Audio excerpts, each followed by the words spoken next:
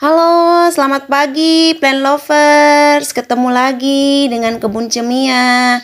Oke, kali ini saya mau menunjukkan beberapa tanaman yang saya simpan di rooftop ya, atau di balkon.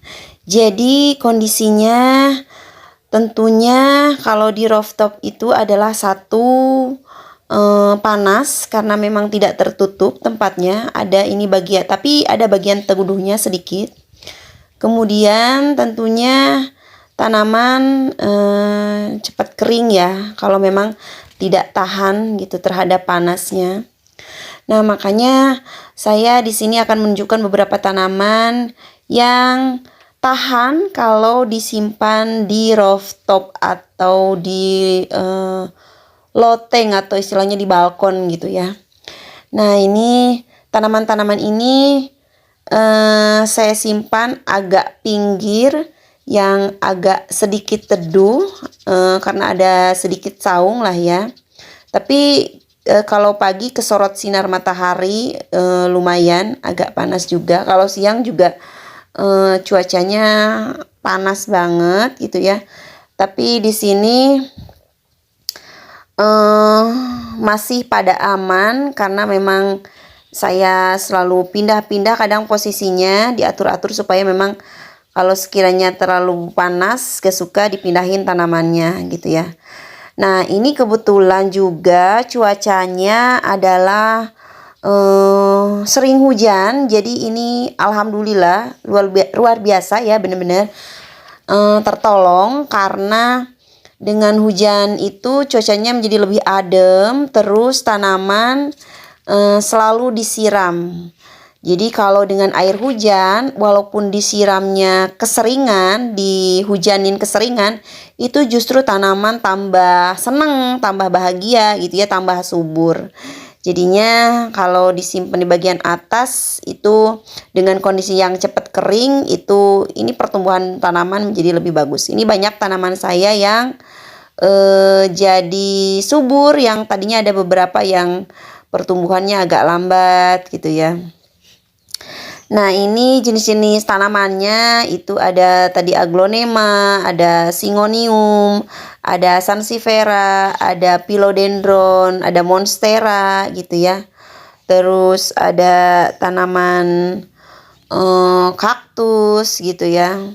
Nah, jadi tanaman-tanaman ini insya Allah mereka tahan terhadap cuaca yang panas gitu ya. Tapi harus selalu intens juga memeriksa karena kekurangannya kalau tanaman sering terkena panas matahari langsung itu biasanya sering tumbuh tanaman rumput gitu ya, jadi harus dibuangin. Nah, atau suka ada tanaman-tanaman yang karena kekeringan medianya jadi ada yang kuning daunnya, jadi kita buang ya. Harus ngecek setiap hari karena memang kondisi panas itu pada umumnya tidak disukai oleh tanaman ya. Mereka suka matahari tapi tidak matahari langsung gitu ya. Kalau bagus itu sedikit tertutup dengan sedikit peneduh lah gitu ya, dengan memakai apa itu istilahnya yang jaring itu ya, paranet gitu ya. Nah, seperti itu. Nah, ini di sekitar tanaman ini ada toren ya, saya simpan karena memang ini di bagian loteng ya atau di balkon, jadi mudah juga kalau sore hari saya siram tanaman itu airnya aksesnya mudah gitu ya.